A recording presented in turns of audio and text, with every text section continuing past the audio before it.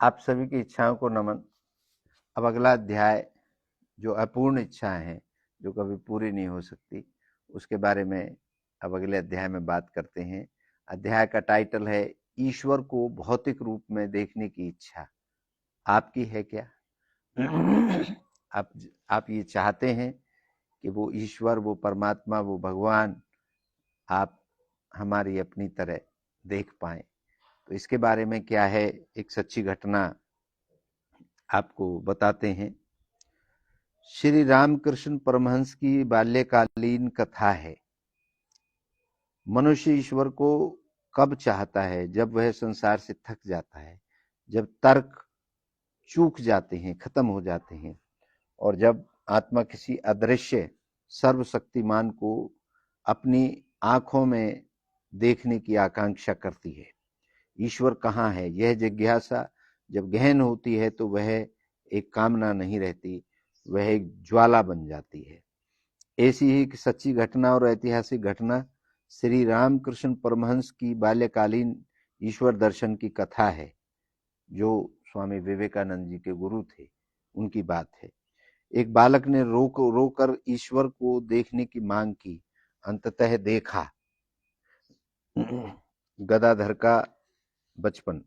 भारत के पश्चिम बंगाल प्रांत में स्थित कामरपुकुर गांव में सन 1836 में जन्मे एक सामान्य बालक से गदाधर चट्टोपाध्याय का जीवन बड़ा असामान्य था।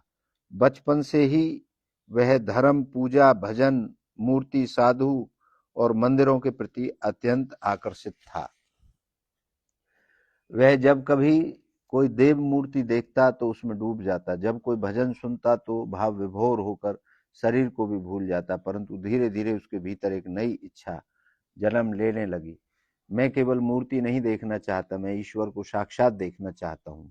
जैसे कोई पिता सामने आकर खड़ा हो, वैसे ही ईश्वर की साक्षात उपस्थिति की मांग। गदाधर की यह इच्छा साधारण नहीं थी।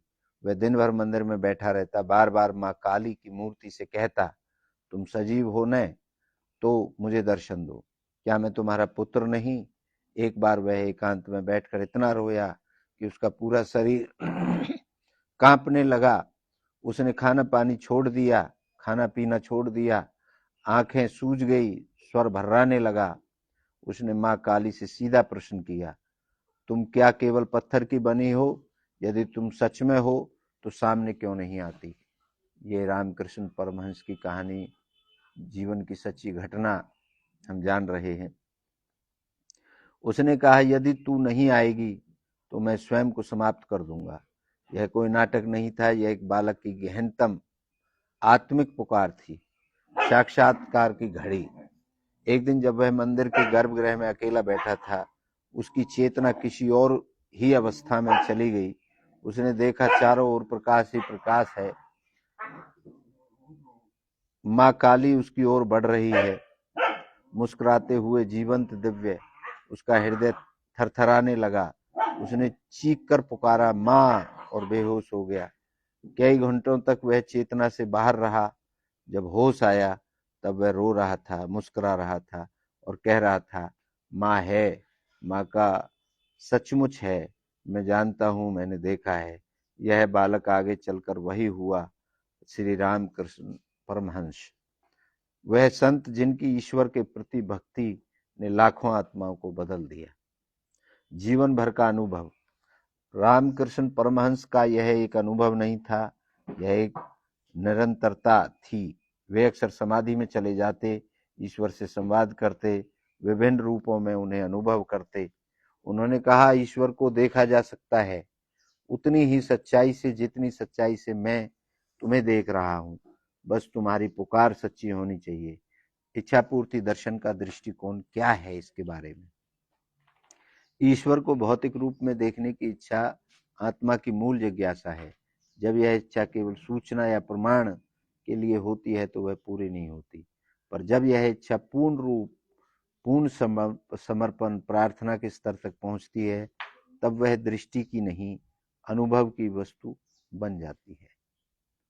आंखों से नहीं देखा जा सकता, लेकिन अनुभव होता है, ऐसा इच्छा पूर्ति दर्शन कहता है। इच्छा पूर्ति दर्शन यह स्वीकार करता है कि ईश्वर को देखना संभव है, पर वह आंखों से नहीं, इच्छा की तीव्रता से देखा जाता है, ये मानता है। जिसने संसार को छोड़ने की नहीं, ईश्वर में सब कुछ देखने की इच्छा पाल ली, वही देख पाता है। ये दर्शन का कहना है कि वो भौतिक शरीर में तो नहीं देख सकता, लेकिन अगर उसकी इच्छाएं पूर्ण रूप से उस ईश्वर का स्वरूप बना करके उसमें समाहित हो सकती हैं। स्वामी राजेंद्र देव जी का मत क्या है, हमारा मत क्या है? ईश्वर को देखने की इच्छा उस समय पूरी होती है जब तुम्हारी अन्य सारी इच्छाएं जलकर राख हो जाती हैं। ईश्वर कोई भौतिक दृश्य नहीं, वह तो अनुभव है, जिसे कोई शब्द नहीं बांध सकते। तुम जब मैं को भूल जाओ, तब वह तुम्हारे भीतर प्रकट हो उठता है। यदि ईश्वर को देखना है तो स्वयं को मिटाना होगा, ये हमारा मत है। 5 प्रश्न जो हमारी तरफ से आपके लिए हैं। क्या ईश्वर को सचमुच देखा जा सकता है या केवल भावना है? क्या आपने कभी ऐसा अनुभव किया है जो आपके समझ से परे हो? क्या भक्ति से इच्छा की पूर्ति संभव है? रामकृष्ण की तरह आपकी कोई तीव्र इच्छा कभी बनी है क्या? क्या संसार को त्यागे बिना भी ईश्वर को पाया जा सकता है? ये 5 प्रश्न हैं जो आप अपने आप से पूछें, जो हमारी तरफ से आपके लिए रखे गए हैं।